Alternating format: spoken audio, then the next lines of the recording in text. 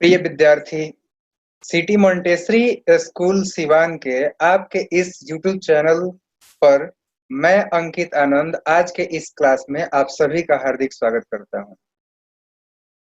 Lockdown के इस घड़ी में विपरीत परिस्थिति में हम लोगों ने आप लोगों को कुछ पढ़ाने के लिए कुछ आप लोगों का जो डिस्टर्ब नहीं हो पढ़ाई, इसके लिए जो हम लोग एक मुहिम शुरू किए हुए हैं ऑनलाइन पढ़ाने का। उसी कड़ी में जो है आज आप कक्षा 10th के न्यूट्रिशन चैप्टर से संबंधित एक बहुत ही जबरदस्त टॉपिक जिसका नाम है कार्बोहाइड्रेट, इसको लेकर के मैं उपस्थित हूँ। चलिए आज का क्लास स्टार्ट करते हैं और जानते हैं। सबसे पहले हम लोग जानेंगे कि कार्बोहाइड्रेट है क्या और उसके बारे में जो कुछ और भी महत्वपूर्ण चीजें जानेंगे जो कि हमें जानना बहुत जरूरी है। तो कार्बोहाइड्रेट का अगर बात करें कि ये है क्या, तो देखिए कार्बोहाइड्रेट जो होते हैं वो सब कुछ ऐसे मॉलिक्यूल्स होते हैं जो कि आपके कार्बन, हाइड्रोजन और ऑक्सीजन से जो है आपके मिल करके बने होते हैं। और इनका मेन फंक्शंस होता है हमारे बॉडी के अंदर में एनर्जी को रिलीज करना। और ये जो है आपके एनर्जी कैसे रिलीज करते हैं, तो आफ्टर ऑक्सीडेशन, जब इनका जो है ऑक्सीडेशन होता है तब जो है ये जाकर के हमारे बॉडी के अंदर में एनर्जी को रिलीज करते हैं। फिर बात करते हैं इसके टाइप्स के बारे में। तो ध्यान दीजिए कि इसका जो है जनरली 4 टाइप्स में बांटा गया है इसको। जो है पहला है आपका शुगर, दूसरा शुगर हो गया ये, दूसरा है आपका स्टार्च, और तीसरा है आपका ग्लाइकोजन, और चौथा है आपका सेल्यूलोज। ठीक है, तो ये 4 जो है जनरल इसके कैटेगरी है, यानी कि इसके जो है प्रकार है। अब एक एक करके इनके बारे में जो हम लोग जानते हैं कि आखिर ये सब है क्या। देखिए सबसे पहले अगर बात करें हम लोग शुगर का, तो शुगर जो होता है वो आपका ऐसे कार्बोहाइड्रेट्स होते हैं जो कि आपके टेस्ट में स्वीट होते हैं, वाटर में जो है डिजोल्व हो सकते हैं यानी कि सोल्यूबल होते हैं, और साथ ही साथ जो है अपीयरेंस का बात करें तो अपीयरेंस में जो है वो आपके क्रिस्टलाइन होते हैं। इसका मतलब मैं ये कहना चाह रहा हूँ कि उसके जो पार्टिकल्स होते हैं, उसके जो एटम मॉलिक्यूल्स है ना, वो आपके जो है अंदर उसके इंटीरियर पार्ट्स में जो है कुछ इस तरीके से अरेंज्ड होते हैं कि वो फिक्स शेप को बना सके। ठीक है, तो ये हो गया आपका जो शुगर। उम्मीद है कि समझ में आ गया। चलिए देखिए शुगर जो होता है ना, ये फर्दर जो है आपका 2 छोटे छोटे वर्गों में इसको हम लोग डिवाइड कर सकते हैं। एक है आपका सिंपल और दूसरा है आपका कॉम्प्लेक्स शुगर। ठीक है, सिंपल शुगर को जो हम लोग मोनोसेक्राइड भी कह सकते हैं और कॉम्प्लेक्स शुगर को हम लोग जो है डायसेक्राइड भी कह सकते हैं। देखिए ये जो आपका सिंपल शुगर होता है, इसको जनरल अगर फार्मूला की बात करें तो C6H12 और O6 होता है। ठीक है, ये ध्यान रखिएगा। हालांकि कार्बोहाइड्रेट का मैं बात करूं, जितने भी कार्बोहाइड्रेट्स होते हैं उसमें जो आपका हाइड्रोजन और ऑक्सीजन का जो रेशियो होता है ना, वो आपका तो जो वाटर में रेशियो होता है 2:1, वैसे ही जो है इसमें भी आपका कार्बोहाइड्रेट भी होता है, यानी कि ऑक्सीजन से जो हाइड्रोजन डबल ही होता है सारे हाइड्रोकार्बन में। ठीक है, तो यहाँ पर भी आप लोग देख रहे हो कि C6H12 और O6 है। ये जो आपका सिंपल शुगर होता है ना, मोनोसेक्राइड जिसको मैं बोल रहा हूँ, ये जो है आपका सबसे सिंपलेस्ट शुगर होता है जिसमें कि एक ही इसके जो है यूनिट होते हैं, यानी कि एक ही जो उसमें सेक्राइड होता है। चलिए ये तो आपको समझ में आ गया। ध्यान ये भी दीजिए, क्योंकि ये सबसे सिंपलेस्ट है तो इसको फर्दर आपको डाइजेस्ट करने की आवश्यकता नहीं है। जो भी हम लोग कार्बोहाइड्रेट खाते हैं ना, लेते हैं अपने शरीर के अंदर में, उसको डाइजेस्ट करके हम लोग सबसे सिंपलेस्ट यूनिट में तो हम लोग डाइजेस्ट करते हैं, और डाइजेस्ट करने के बाद से जो है उसको हम लोग एब्जॉर्ब कर लेते हैं। तो हमें जो है मोनोसेक्राइड को डाइजेस्ट करने की आवश्यकता नहीं है। ये ध्यान रखिए। चलिए एग्जाम्पल भी देख लेते हैं। तो एग्जाम्पल तो आपको बहुत सारे मिल जाएंगे, बट यहाँ पर जो है मैंने उन सभी एग्जाम्पल को आपको जो है दिया हुआ है जो कि कॉमनली पाया जाता है। ठीक है, तो कॉमनली जो है आपके C6H12 और O6 टाइप के जब मोनोसेक्राइड होते हैं वो पाए जाते हैं, यानी कि इसको जो है एक्सोस भी बोल सकते हैं हम लोग।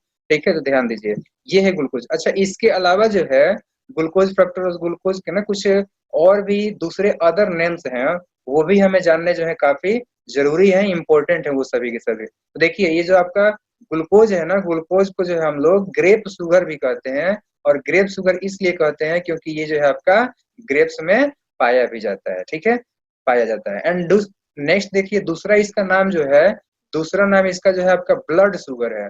और ब्लड शुगर इसको क्यों बोलते हैं, इसका कारण है आपका कि ये जो है आपका ब्लड के अंदर में पाया जाता है। चलिए ब्लड के अंदर में जब हम बात कर रहे हैं तो एक चीज और भी इम्पोर्टेंट मुझे फैक्ट याद आ रहा है, वो भी आप लोग याद कर लो। तो ये ध्यान रखो कि ब्लड के अंदर में जो है आपका 100 mg/100 ml ब्लड में ये जो आपका शुगर होता है। अगर इससे जो है अगर ज्यादा होता है ना, तो क्या होता है कि जो आपका एक्स्ट्रा होता है, एक सेकेंड, एक्स्ट्रा होता है वो एक्स्ट्रा शुगर क्या होता है कि उसको हम लोग कन्वर्ट कर देते हैं। किसमें कन्वर्ट करते हैं? तो ग्लाइकोजन में कन्वर्ट करते हैं। ये आप लोगों को जो है ध्यान रखना है कि किसमें कन्वर्ट करते हैं एक साथ ग्लूकोज को, तो उसको जो हम लोग ग्लाइकोजेन में कन्वर्ट करते हैं, ठीक है। और कन्वर्ट करने के बाद से जो है इस ग्लाइकोजेन को हम लोग कहाँ पर स्टोर करते हैं? तो ये भी आप लोग को ध्यान रखना है कि इसको जो हम लोग स्टोर करते हैं लीवर में। मैं इधर लेफ्ट साइड में लिख रहा हूँ, इसको कहाँ पर हम लोग जो है स्टोर करते हैं? तो लीवर में करते हैं। और साथ ही साथ और कहाँ करते हैं? तो उसको जो हम लोग मसल्स में करते हैं। ये आप लोगों को जो है इम्पोर्टेंट थिंग्स है, फैक्ट्स है, ये ध्यान रखना है।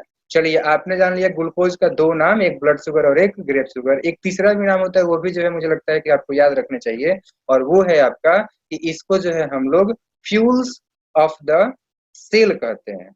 क्यों बोलते हैं fuels, fuel of the cell? कारण ये है कि ये जो आपका सेल के अंदर में एनर्जी को प्रोवाइड करता है, और जो एनर्जी को प्रोवाइड करता है उसको हम लोग फ्यूल कहते हैं। चलिए, ये तो आप लोग जान लिए ग्लूकोज का तीन नाम।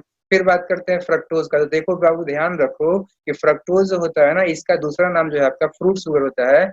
कॉमनली ध्यान दे सकते हो कि एफ इसमें आ रहा है, और इसको जो फ्रूट शुगर इसलिए कह रहे हैं क्योंकि जो है ये आपका नॉर्मली फ्रूट में यही शुगर पाया जाता है, ठीक है। चलिए, ये भी समझ में आ गया होगा आपको कि फ्रूट शुगर क्यों बोल रहे हैं। अगला है आपका गैलेक्टोज। गैलेक्टेज को जो है हम लोग गैलेक्टोज को जो है हम लोग ब्रेन शुगर भी कहते हैं। और इसका कारण क्या है? तो इसका कारण ये है कि बेबी में जब ब्रेन का डेवलपमेंट होता है तो उसमें जो है आपका यूज कौन सा ग्लूकोज किया जाता है? तो गैलेक्टोज यूज किया जाता है। चलिए, ये तो आप लोग मोनोसेक्राइड जान लिए। अब जानते हैं हम लोग कॉम्प्लेक्स या फिर डाइसेक्राइड। जैसा कि नाम से आप लोग समझ पा रहे हो कि डाया का मतलब दो होता है और सेक्राइड का मतलब तो एक यूनिट हो गया कार्बोहाइड्रेट का यूनिट। तो इसमें जो है कार्बोहाइड्रेट के यूनिट दो तो होंगे, ठीक है। चलिए, तो इसका फॉर्मूला जो है लगभग वो मोनोसेक्राइड का डबल होगा। जैसे कि आप लोग जो है जनरल फॉर्मूला में आप देख भी सकते हैं कि लिखा हुआ है C12H22O11, ठीक है। देखिए, ये यहाँ पे लिख भी दिया हुआ है कि दो ठो जो है आपका मॉलिक्यूल से, यानी कि दो ठो जो है आपके मोनोसेक्राइड से मिलकर के ये बनता है। एग्जाम्पल का अगर बात करूं, ध्यान दो, यहाँ पर जो है मैंने बताया था ग्लूकोज का। देखिए बाबू, ग्लूकोज में अगर हम लोग जो है फिर से ग्लूकोज को ऐड कर दें, ठीक है, ध्यान रखिए कि G+G ग्लूकोज और एक और ग्लूकोज अगर हम लोग जोड़ दें तब क्या बनेगा? माल्टोज बनेगा। और माल्टोज को हम लोग माल्ट शुगर कहते हैं, ये भी आप लोग ध्यान रखिए। चलिए, अब दूसरा बात करते हैं कि ग्लूकोज में हम लोग ऐड करते हैं फ्रक्टोज को, तब क्या होगा? तो ये दोनों जो है आपका मिल करके और तब बनाएगा आपका क्या चीज? तो ये बनाएगा आपका दोनों मिल करके ग्लूकोज और फ्रक्टोज दोनों ही ज्वाइन करके बनाएगा आपका जो है शुगर, सॉरी, शुगर कैन में जो पाया जाता है यानी कि सुक्रोज, ठीक है। और ध्यान रखना कि ये जो आपका शुगर कैन में पाया जाता है या फिर जो बीट रूट में पाया जाता है, इसी वजह से इसका नाम जो है आपका कैन शुगर भी रखा गया है, ठीक है। तो इसका दूसरा नाम भी आप लोग याद रखिए। चलिए, तीसरा भी मैं बता देता हूँ। तो तीसरा में आप लोग ध्यान दीजिए कि पहला आपका हो गया ग्लूकोज और तीसरा जो था आपका गैलेक्टोज था। तो ये दोनों जब आपका आपस में जुड़ता है ना, तब जो है आपका बनता है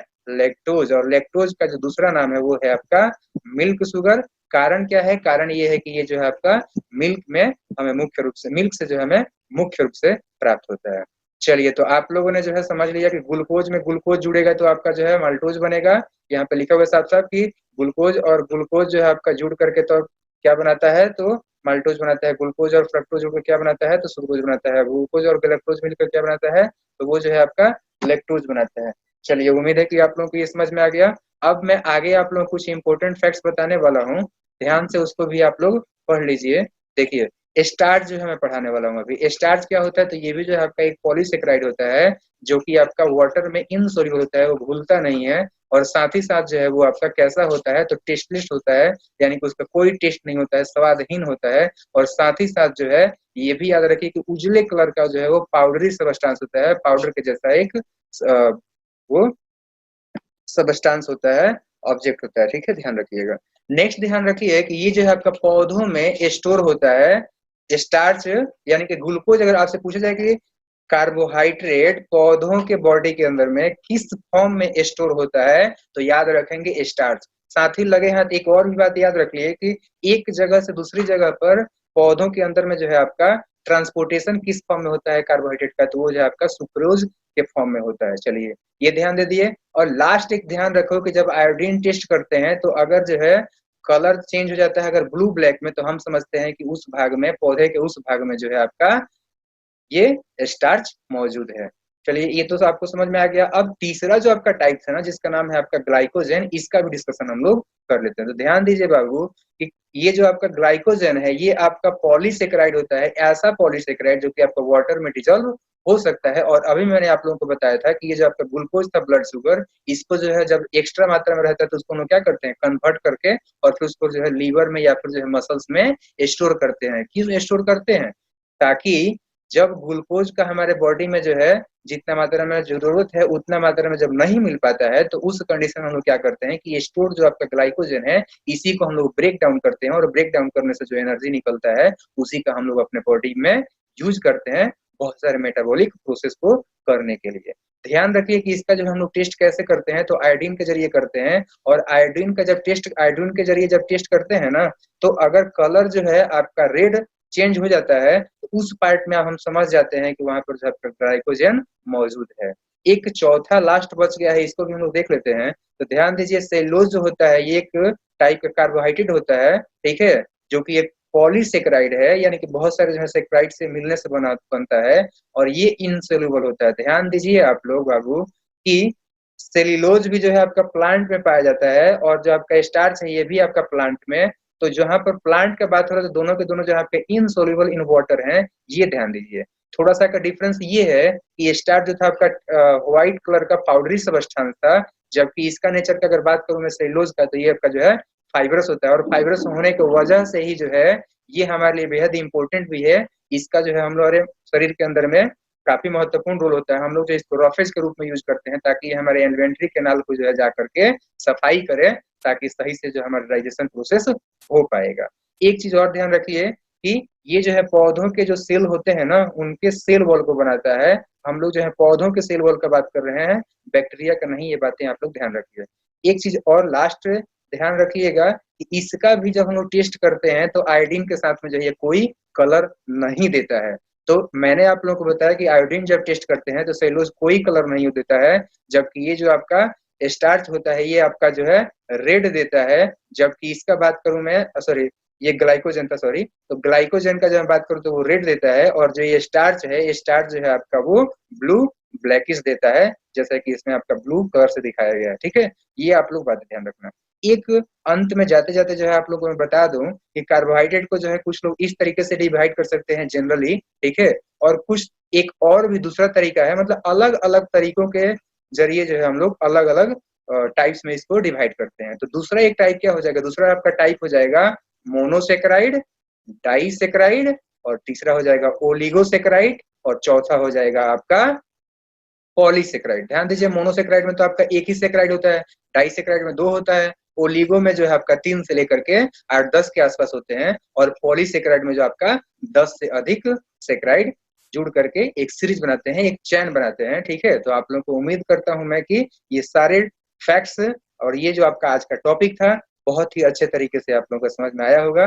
थैंक यू।